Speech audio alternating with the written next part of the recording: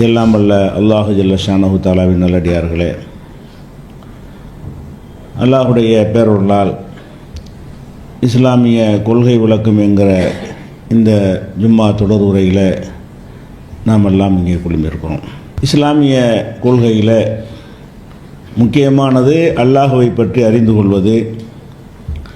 அல்லாஹ் என்பவன் ஒரு பிரம்மாண்டமான அவனுக்கு உரிய வடிவத்தில் அரிசிலே வீற்றிருக்கிறான் என்பதையும், அவன் மனிதனுடைய சாயலில் அல்லாஹ் இருக்கிறான், ஆதம் அலைஹிஸ்ஸலாம் அவர்களை தன்னுடைய சாயலில் அல்லாஹ் படைத்தான் என்பதையும் கடந்த வாரங்களில் பார்த்தோம். அப்போ அல்லாஹ் மனிதனை பார்த்து சிரிப்பான் என்பதற்கு கூட நபிகள் நாயகம் ஸல்லல்லாஹு அலைஹி வஸல்லம் சொல்லி, அந்த சிரிப்பு என்றால் நாம் அது சிரிப்பு என்று விளங்குகிற வகையில் அது இருந்தால் தான் சிரிப்புன்னு சொல்ல முடியும். அப்போ அல்லாஹ் என்பவன் அவனுக்கு உரிய உருவங்களோடு தான் இருக்கிறான் என்பதை நம்ம பார்த்தோம். அதே மாதிரி அல்லாஹ் மனிதர்களோடு பேசுவான், மலக்குகளோடு பேசுவான், மரங்களோடு கூட பேசுவான், எல்லாத்துடையும் பேசுவான். மனிதர்களோட அவங்களுக்கு புரிகிற பாஷையில் பேசுவான். அப்போ அல்லாஹ் என்பவன் பேசக்கூடியவனாக இருக்கிறான் என்பதையும் திருமறை குர்ஆன்லையும் நபிகள் நாயகம் ஸல்லல்லாஹு அலைஹி வஸல்லம் அவங்களுடைய பொன்மொழிகளை நம்ம அறிகிறோம். பேசுதல்னா என்ன? நம்ம பேசுகிறோம் என்று சொன்னால் பார்க்கிறவருக்கு பேசுகிறோம்னு தெரியணும், அதுக்கு பேர் தான் பேசுதல். அப்போ அல்லாஹ் பேசுகிறான் என்று மனிதன் பார்த்துவிட்டு அல்லாஹ் நம்மோடு பேசுகிறான் அப்படின்னு அறிந்து கொள்வதாக இருந்தால், அப்போ அந்த வாய் மூலமாக இருந்தால் தான் அதை பேசுகிறான்னு சொல்லுவோம் நம்ம. அப்போ அல்லாஹ் அவன் சிரிக்கிறான் என்பதிலிருந்தும் பேசுவான் என்பதில் இருந்தும் அவனுக்கு உரிய அழகான அவனுக்கு திருவாய் இருக்கிறது, அவனுடைய திருவாயை திறந்து நம்மோடு அவன் பேசுகிறான், அப்படி தான் அல்லாஹ்வை பற்றி நம்ம நம்ப வேண்டும். அப்போ திருமறை குர்ஆனில் எடுத்து பார்த்தீர்களேயானால் அல்லாஹ் பேசுவான் என்பதை பல இடங்களில் அல்லாஹ் சொல்லி காட்டுகிறான். முதலாவதாக நபிமார்களுக்கு அல்லாஹ் செய்தி கொடுக்கும் பொழுது நேரடியாக பேசி கொடுக்கறது இல்லை. ஜிப்ரீல் அலைஹிஸ்ஸலாம் அவர்களை அனுப்பி அவங்கள்ட்ட அந்த செய்தியை கொடுத்து அவங்க சொல்லிட்டு போவாங்க. இது ஒரு வகையாக அல்லாஹ் நபிமார்கள்ட்ட செய்தியை கொடுப்பான். இன்னொரு வகை என்னவென்று சொன்னால், உள்ளத்தில் அவன் நினைக்கிறது போட்டுருவான். பேசித்தான் அல்லாஹ் ஒரு செய்தியை தரணும்னு கிடையாது. ஒரு நபிமார்களுடைய உள்ளத்தில் அவன் என்ன நினைக்கிறானோ அங்கிருந்து அவன் ஒரு கமாண்ட் பண்ணான்னு சொன்னால் இவங்க உள்ளத்தில் அல்லாஹ் சொல்கிற செய்தி பதிவாகிவிடும். அந்த மாதிரியான முறையிலே அல்லாஹ் என்ன செய்வான்? பேசுவான். இன்னொரு வகை என்னன்னு சொன்னால், அவனை கூப்பிட்டு நேராக பேசிடுவான். நபிமார்கள்ட்ட பேசுகிறத 3 வகையாக அல்லாஹ் பேசுவான் என்று திருமறை குர்ஆன் சொல்கிறது. ஒன்று, ஜிப்ரீல் மூலம் அல்லது வேறு மலக்குகள் மூலமாக பேசுறது, நேரடியாக பேசாமல் வானவர்களை அனுப்பி இந்த வகையை கொடுத்துட்டு வா, இந்த செய்தியை சொல்லிட்டு வா, இந்த மாதிரியான ஒரு நற்செய்தியை கூறிவிட்டு வா என்று சொல்லி மலக்குகளை அனுப்புவான். அப்போ மலக்குகள் மூலமாக பேசுறது அது ஒரு வகை. இன்னொரு வகை பேசவே மாட்டான், அவன் அங்கே நினைப்பா இங்கே நம்ம உள்ளத்தில் வந்துடும். இது சாதாரண மனிதர்கள் கூட அது மாதிரி எல்லாம் என்ன செய்கிறான்? அப்படி ஏற்படுத்துகிறான். சில நேரங்களில் நம்மளை அறியாமல் ஒரு முடிவு எடுப்போம், அது நமக்கு நன்மையானதாக இருக்கும். நம்ம நினச்சி பார்க்காத ஒரு முடிவை அல்லாஹ் உள்ளத்தில் போடுவான். அந்த மாதிரியும் அல்லாஹ் மனிதர்களோட ஒரு தொடர்பு வைக்கிறான். இன்னொரு வகை என்னன்னு கேட்டால், அதில் தான் பேசுகிறான் என்பதில் அவனுக்கே உள்ள வடிவம் இருக்குங்கிறது விளங்குறது. இன்னொரு வகை என்னவென்று கேட்டால், அவனிடமிருந்து வந்த சத்தம் நம்ம காதில் விளங்கும், அவன் பேசுவான், அந்த ஓசை காதில் விளங்கும். இந்த மாதிரியாகவும் அல்லாஹ் ரப்புல் ஆலமீன் என்ன செய்கிறான்? பேசியிருக்கிறான்.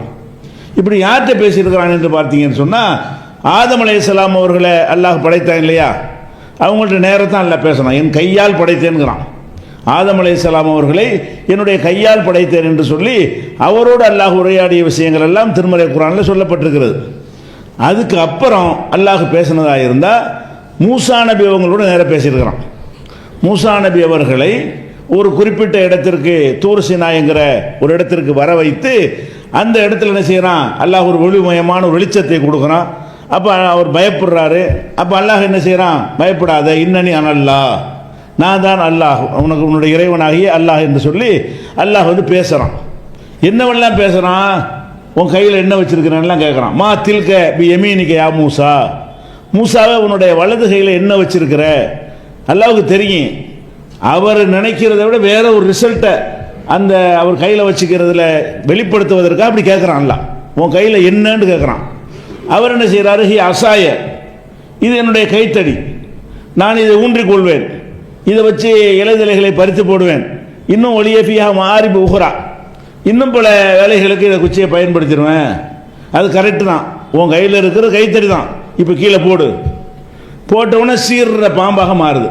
இந்த பாம்பா மாறுதுங்கிறத சொல்வதற்கு தான் நீ உன் கையில் இருந்தது கைத்தறி நீ சொல்ற, நான் நினைத்தால் கைத்தறியில் கூட வேற ஒரு பவரை வர வைக்குவேன் என்பதற்காக சொல்றானே. இந்த உரையாடல் ஜிப்ரீலை அனுப்பி அல்லாஹ் சொன்னது கிடையாது. இந்த உரையாடல் உள்ளத்தில் கொண்டு போட்டதும் கிடையாது.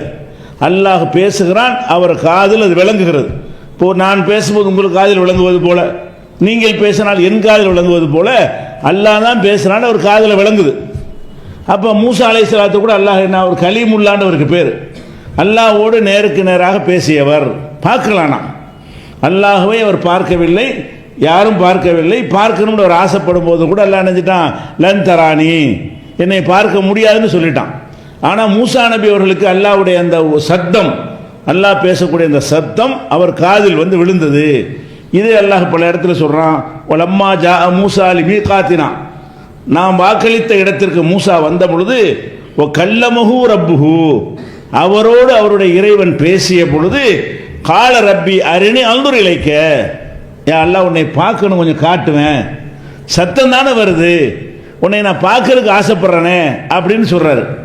இது 7வது அத்தியாயத்தில் 143வது வசனம். அல்லாஹ் என்ன செஞ்சா, லன் தரானி, பார்க்கவும் முடியாது, என்னுடைய அந்த ஜோதியை பார்ப்பதற்கான பவர் இந்த உலகத்தில் இருக்கும்போது மனுஷனுக்கு கிடையாது அப்படின்னு சொல்லி மறுத்துறான். அதே மாதிரி வந்து 7:144 அல்லாஹ் சொல்றான், அவர்கிட்ட பேசும் பொழுது, இஸ்தஃபைத்து அலன்னாசி, மற்ற மக்களை விட உன்னை தேர்ந்தெடுத்திருக்கிறேன். எதுக்கு தேர்ந்தெடுத்தன? தூது செய்திகளை தருவதன் மூலமாகவும் நேருக்கு நேராக உன்கிட்ட பேசியதன் மூலமாகவும் உன்னை நான் தேர்ந்தெடுத்து விட்டேன். அப்போ மூசா நபி அவர்கள்ட்ட அல்லாஹ் பேசுறான், அவனுக்கு ஒரு பேசுற மனுஷனுக்கு அதில் பேச்சுன்னு தெரிகிற மாதிரி, இந்த மாதிரி சத்தத்தான் பேச்சு பண்ணணும். இந்த மாதிரி ஒரு சப்தம் வந்து காதில் விழுந்தா தான் அதை பேச்சுன்னு சொல்லுவோம். அப்போ மூசா அலைஹிஸ்ஸலாம்கிட்ட அவர் அல்லாஹ் பேசுகிற ஒரு விளங்குது என்று சொல்லுமே. ஆனால் இந்த மாதிரியான அவனுக்குரிய அந்த பாஷையில் அவர் எந்த பாஷையை அறிந்து வைத்திருந்தாரோ அந்த மொழியில், மூசா நபிக்கு எந்த மொழி தெரியுமோ அந்த மொழியில் அல்லாஹ் பேசுகிறான். அந்த சொற்கள் மூசா நபி காதில் வந்து விழுகிறது, அதை மூசா நபி கேட்கிறார்கள் என்று சொன்னால் பேசுவதற்குரிய அம்சம் அல்லாஹ்வுக்கு இருக்குன்னு தான் அர்த்தம். இதிலிருந்து விளங்கிக் கொள்கிறோம். அதே மாதிரி வந்து ஒரு ருசுலன் கசஸ்னாகும் அலைக்க மின் கபுலு, நபியே உமக்கு பல தூதர்களை முன்னாடி நம்ம சொல்லி அனுப்பியிருக்கிறோம். ஒரு சுலம் நக்சுசும் அலைக்க, பல தூதர்களுடைய வரலாறை உமக்கு சொல்லாமல் இருக்கிறோம். மொத்த ரசூல்மார்கள் வரலாறு ரசூல்லாக்கு சொல்லலை. மொத்தமாக ஒரு 25 ரசூல்லாமே சேர்த்தா 25 24 பேர் தான். அப்போ 24 நபிமார்களுடைய வரலாறு தான் அப்படி துணுக்கா எல்லாம் சொல்லியிருக்கிறான். அதை வந்து சுட்டி காட்டும் பொழுது, நபியே சிலருடைய வரலாறை உமக்கு சொல்லி இருக்கிறோம், பலருடைய வரலாறை சொல்லாமல் இருக்கிறோம் அப்படின்னு சொல்லிட்டு வரும்போது, ஓ கல்லமல்லாஹு மூசா தக்லீமா, மூசாவோடு அல்லாஹ் நேருக்கு நேர் பேசினான். கல்லமண்டா பேசினாண்டா ஒரு இலக்கியமான அர்த்தம் கொடுக்கூடாது, தக்லீமான்னு போட்டான். நெசமாவே பேசினான், மூசா அலைஹிஸ்ஸலாமோடு அல்லாஹ் நேரடியாக பேசினான்ங்கிற ஒரு நியூஸ் செய்தியை நபிகள் நாயகம் ஸல்லல்லாஹு அலைஹி வஸல்லம் அவங்களுக்கு அல்லாஹ் சொல்லி காட்டுகிறான். இது 4:164 இருக்குது. தில்கர் ரசூல் ஃபல்லல்னா பாலஹும் அலா பாலின், ரசூல்மார்களில் சிலரை விட சிலரை நாம் சிறப்பித்திருக்கிறோம். எல்லா ரசூலும் சமம் கிடையாது, வித்தியாசம் இருக்குது. ஆனால் நம்ம எல்லாரும் சமமாக நினைக்கணும். எல்லா ரசூல்மார்களையும் அவங்கவுங்க பணியை சிறப்பாக செய்தார்கள் என்று நம்ம என்ன செய்யணும், அப்படி நம்ப வேண்டும். அவனுடைய ரசூல்மார்களுக்கு மத்தியில் நம்ம இந்த பாரபட்சம் காட்டிடக்கூடாது. இவரோட நல்லா செஞ்சார், அவரோட இந்த இடத்துல இவர் இடத்துல அவர் இருந்த சிறப்பாக இருப்பார் சொல்லக்கூடாது. அல்லாஹ் தேர்ந்தெடுக்கிறான் ஒரு வேலைக்கு, அவன் யாருக்கு எந்த சிறப்பு இருக்கோ அப்படி தான் தேர்ந்தெடுப்பான். ஆனால் அல்லாஹ் சில சிறப்புகளை கொடுத்துருக்கான் சொல்லி காட்டலாம். ஒவ்வொரு நபிக்கும் சில சிறப்புகள். இப்போ ஈசா நபிக்கு வந்து அவருக்கு தனி சிறப்புகள் எல்லாம் கொடுத்தான். இறந்தவர்களோட சில நேரத்தை உயிராக்கிடுவார். பறவையை கூட களிமண்ணில் செஞ்சு ஊதுனா பறவையை அவருக்கா இல்லை, அல்லாஹ்வுடைய அனுமதி பெற்று இந்த மாதிரிலாம் அல்லாஹ் கொடுத்துருந்தான். இப்படி ஒவ்வொருத்தருக்கும் ஒரு சிறப்பு. அப்போ சிறப்பித்து சொல்லும் பொழுது, மின்ஹும் மன் கல்லம் அல்லாஹ், அந்த தூதர்களில் அல்லாஹ்வோடு நேருக்கு நேராக பேசியவர்களும் இருக்கிறார்கள். சில தூதர்களை சிறப்பித்திருக்கிறோம், பலவிதமான சிறப்பு. ஒரு சிறப்பு என்னவென்று சொன்னால், அந்த தூதர்களில் சில பேரோடு அல்லாஹ் உரையாடியும் இருக்கிறான், அல்லாஹ்வோடு உரையாடிய சிறப்பு பெற்றவர்களும் இருக்கிறார்கள். அப்படிங்கிறது வந்து 2வது அத்தியாயத்தில் 253 வசனத்தில் இருக்கிறது. இதெல்லாம் நபிமார்களோடு நம்மளோட பேச மாட்டான். நபிமார்கள்ட்டே எல்லாத்தையும் பேசல, நபிமார்கள் அனுப்புறவங்கள்ட்டயே சிலர்கிட்ட எல்லாம் பேசியிருக்கானே தவிர அனைவர்கிட்டையும் பேசவில்லை. ஆனால் இதை வச்சு நம்ம முடிவு வர இயலாது, நம்மள்கிட்டே பேசுவான். அப்ப இறைவன் வந்து இந்த உலகத்திலிருந்து நம்ம அழிக்கப்பட்டு திரும்ப எழுப்பப்பட்டு இறைவன் முன்னால் நிற்கும் பொழுது அல்லாஹ் வந்து நம்மோட பேசுவான், ஒவ்வொருத்தரோடும் பேசுவான். அப்ப பேசுவான்னு நம்ம கண்டுபிடிக்கிறது என்ன அர்த்தம்? நம்ம எதை பேச்சுன்னு சொல்லுவோமோ அந்த மாதிரி அது வரும். அப்ப அந்த மாதிரியான ஒரு அமைப்பில் இருந்து கொண்டு அல்லாஹ்வுடைய அந்த சப்தம் நம்ம காதில் விழும் பொழுது அப்ப அல்லாஹ் வந்து சூனியம்லாம் கிடையாதுன்னு விளங்குதா இல்லையா? திருமறை குர்ஆன் அல்லாஹ் சொல்லி காட்டுகிறான், இன்னல்லதீன யக்துமூன மா அன்ஸலல்லாஹு மினல் கிதாப், அல்லாஹ்வுடைய வேதங்களை, வேதத்தை யார் மறைக்கிறார்களோ, ஓ யஸ்தருன பிஹி தமனன் கலீலா, அதை கொண்டு அற்ப உலக ஆதாயத்தை அடைந்து கொள்கிறார்களோ, உலாயிக்க மா யாக்குலுன ஃபீ புத்தூனிஹிம் இல்லன்னார், அவங்க வந்து நரக நெருப்பை தான் இப்போ சாப்பிட்றாங்க. அல்லாஹ்வுடைய வேதத்தை மறைச்சி அற்பமான காசை இந்த உலகத்தில் ஆதாயம் அடைகிறாங்களே, அவங்க சாப்பிடுவது காசு அல்ல, நரக நெருப்பு அப்படின்னு சொல்லிவிட்டு ஒலாயு கல்லிமுஹுமுல்லாஹு யௌமல் கியாமா, கியாமத்து நாளையில் அவங்கள்ட்ட எல்லாம் பேச மாட்டான், எல்லாத்தையும் பேசுவான். நான் அனுப்பின வேதத்தை நீ மறைச்சி உலக ஆதாயத்துக்காக வேண்டி மக்கள்கிட்ட சொல்லாம நீ வந்து அவங்கள வழிகேட்டில் விட்டியா இல்லையா? அதனால இந்த ஆட்களோட பேச மாட்டேங்கிறான், மற்ற ஆட்களோட பேசுவான்ல. இப்ப பேசுவான் என்று ஒரு அம்சம் இருந்ததுனால தானே இவன்கிட்ட பேச மாட்டேங்கிறான்ல. அல்லாஹ் ரப்புல் ஆலமீன் வந்து அல்லாஹ்வுடைய வேதத்தை யார் மறைக்கிறாங்களோ, மறைச்சு அதன் மூலம் உலக ஆதாயத்தை அடைகிறாங்களோ அவங்களோட உலாயு கல்லிமுஹுமுல்லாஹு யௌமல் கியாமா, கியாமத்து நாளையில் அல்லாஹ் அவர்களோடு பேச மாட்டான் என்று 2வது அத்தியாயத்தில் 174வது வசனத்தில் இருக்கிறது. அதே மாதிரி இன்னல்லதீன யஷ்தரூன பி அஹதில்லாஹி வ ஐமானிஹிம் சமனன் கலீலா, அல்லாஹ்வின் பேரில் சத்தியம் செய்து யார் வந்து அற்பமான காசுகளை பெற்றுக்கொள்கிறார்களோ, சும்மா பெற்றுக்கொண்டா பரவாயில்லை, பொய் சத்தியம் பண்ணி அல்லாஹ் மீது சத்தியம் பண்ணி உறுதிமொழியை கொண்டு யார் வந்து அற்பமான ஒரு பொருளை பெற்றுக்கொள்கிறார்களோ, உலக ஆதாயத்தை அடைந்து கொள்கிறார்களோ, உலாயிக்கலா ஹலாக்கலகும் பில்லாகிறா, ஆகிரத்தில் அவர்களுக்கு எந்த ஒரு நசீபும் இல்லை, எந்த ஒரு பாக்கியமும் இல்லை. ஒலாயு கல்லிமுஹுமுல்லா, அவங்களோட நல்லா பேச மாட்டான். சத்தியம் செய்து ஒரு அர்த்தனுடைய பொருளை, அற்பமான பொருளை சாப்பிட்டு கொண்டார்களே ஆனால் அவங்களோட நல்லா பேச மாட்டான்ங்கிறான். இது வந்து 3வது அத்தியாயத்தில் 77வது வசனத்தில் இருக்கிறது.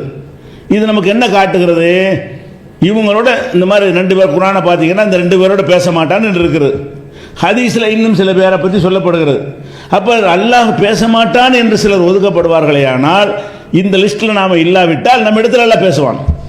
இந்த அல்லாஹ் சொல்லக்கூடிய இந்த விதிவிலக்கு கொடுக்கப்பட்ட லிஸ்ட்டில் நம்ம இல்லை என்று சொன்னால் நம்மோட என்ன செய்வான்? அல்லாஹ் பேசுவான்.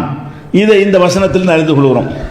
நபிகள் நாயகம் ஸல்லல்லாஹு அலைஹி வஸல்லம் சொல்றாங்க, மாமின்கும் மின் அஹதின், உங்களில் எவராக இருந்தாலும் சரி, இவங்களை கழிச்சிட்டு குர்ஆனில் சில கழிச்ச ஆட்களை விட்டுறணும். அல்லாஹ் யார்கிட்ட பேச மாட்டான்னு சொல்லப்பட்டிருக்கு, அதை மைனஸ் பண்ணிடணும். ரசூல் ஸல்லல்லாஹு அலைஹி வஸல்லம் சொல்றாங்க, மாமின்கும் மின் அஹதின், உங்களில் யாராக இருந்தாலும் சரி, இல்லா சயு கல்லிமுஹு ரப்புஹு, ஒவ்வொருத்தரையும் நல்லா பேசுவான்.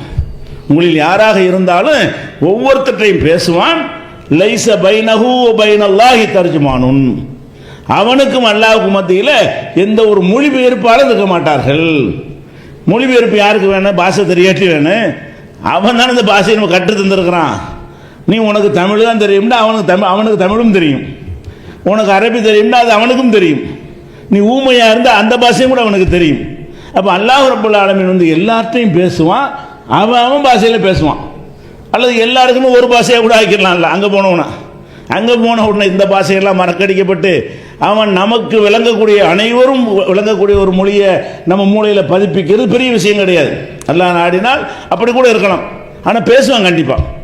அல்லாஹ் வந்து ஒவ்வொருத்தட்டையும் என்ன செய்யுமா? தர்ஜுமானில் மொழிபெயர்ப்பாளர் இல்லாமல் பேசுவான். அப்படி பேசும் பொழுது மூசா நபிட்ட அசரீரியா பேசினான், அப்படி பேச மாட்டான்.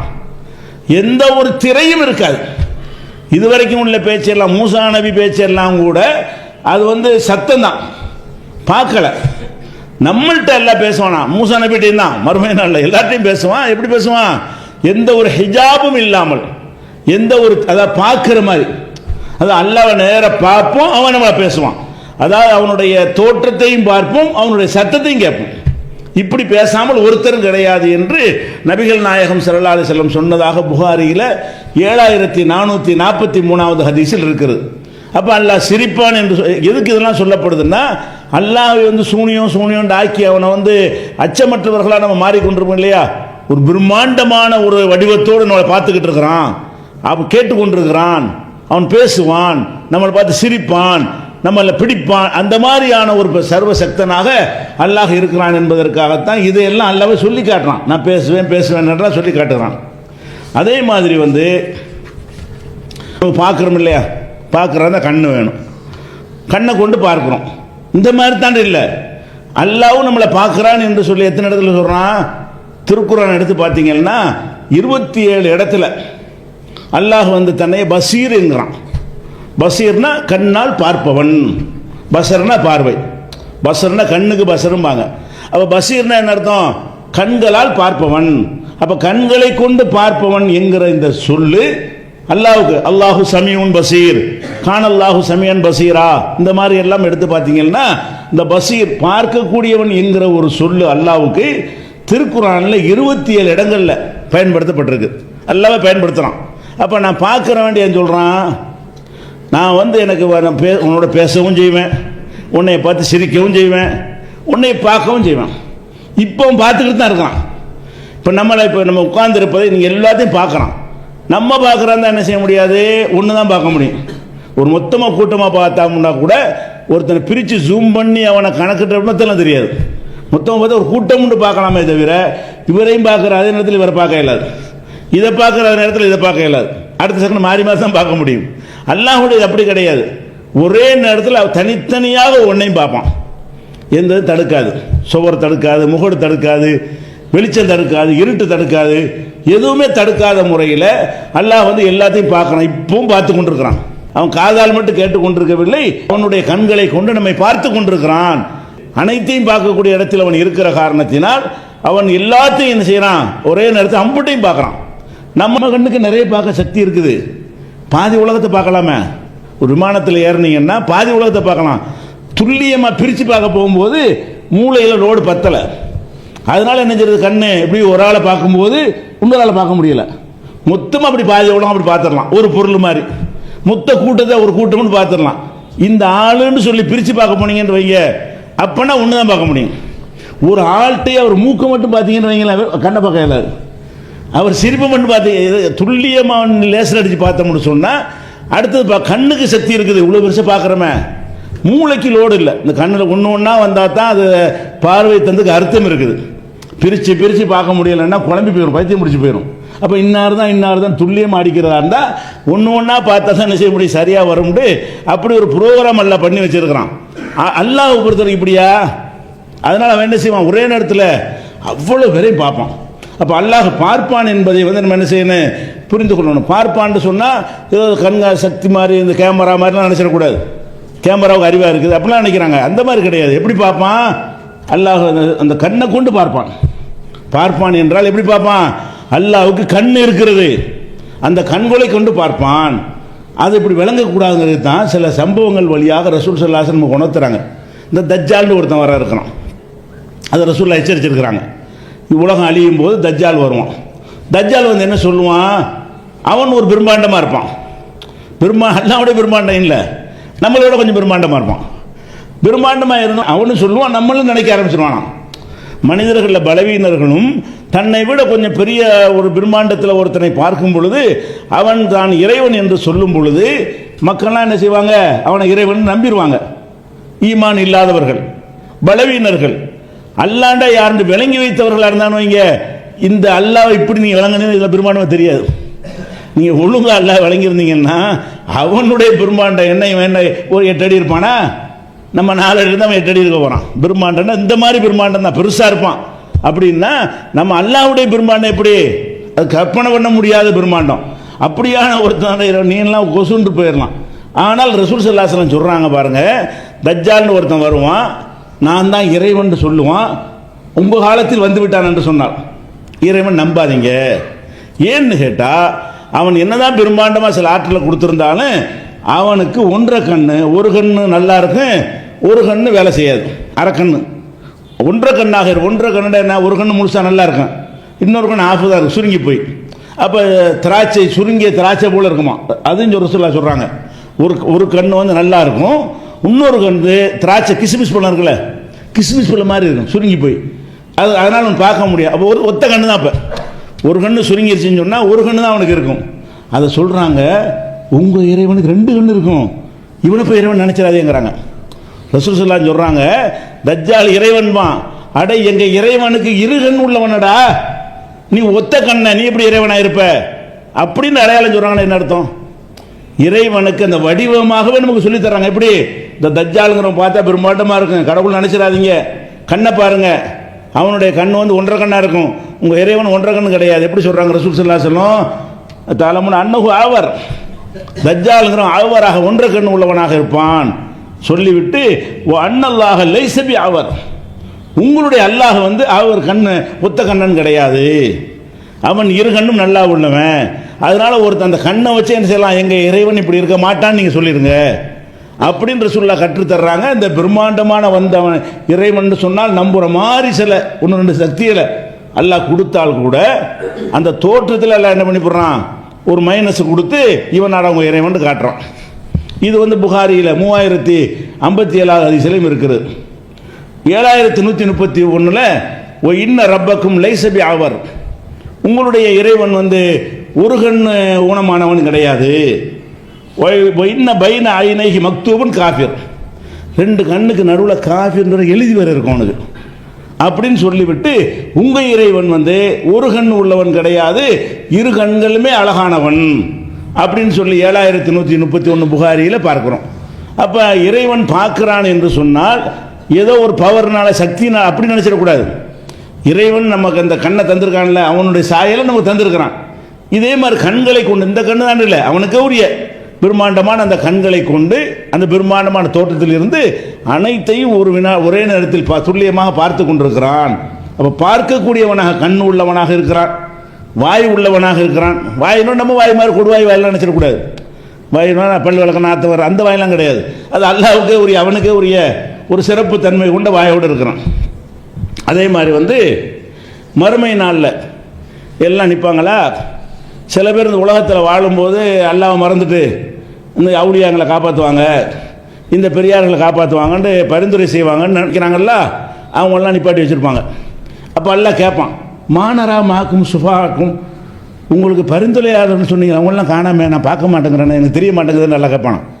இவங்க எல்லாம் நிற்கும் போது, இந்த கபூர் வணங்கி எல்லாம் நிற்கும் பொழுது சமாதி வழிபட்டவர்கள்லாம் கூப்பிட்டு எல்லாம் கேட்பான், மானரா மாக்கும், உங்களோட நான் பார்க்க முடியலையே, நீங்கள் மட்டும் தான் நிற்கிறீங்க, உங்களோட அவங்க எங்கே பாண்டெல்லாம் கேட்குறான்.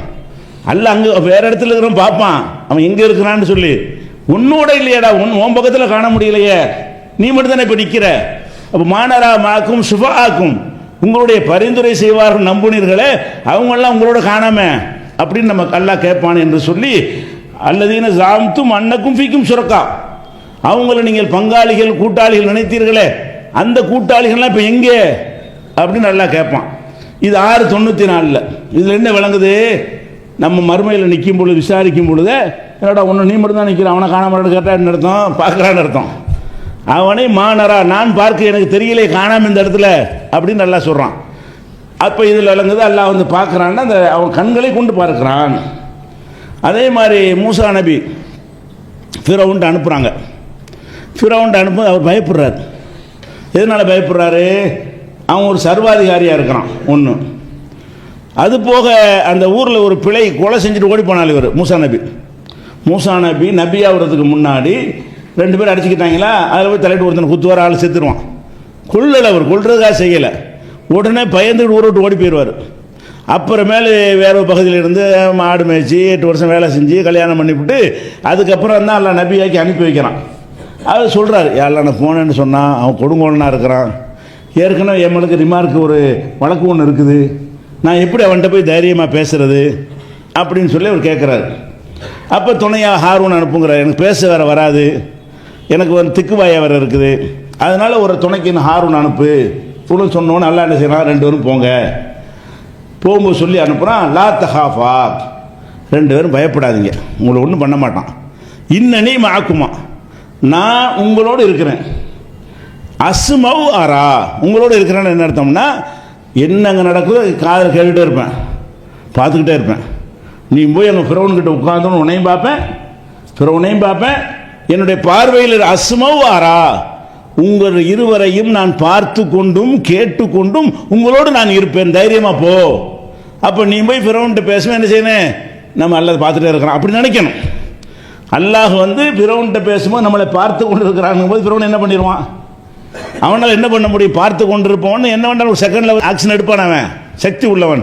அதே மாதிரி வந்து முத இறங்கின சூறா அலக் சூறா இருக்கு இல்லையா, அதில் என்ன அல்லாஹ் கேட்குறான், அலம் யாலம் பி அன்னல்லாஹ யரா, அதாவது தொழுவுற ஒரு அடியாரை போய் தடுக்கிறான், அல்லாவை தொழுவுற ஒரு அடியாரை தடுக்கிறான் இல்லையா, அவனை கண்டிக்கிற வசனம்.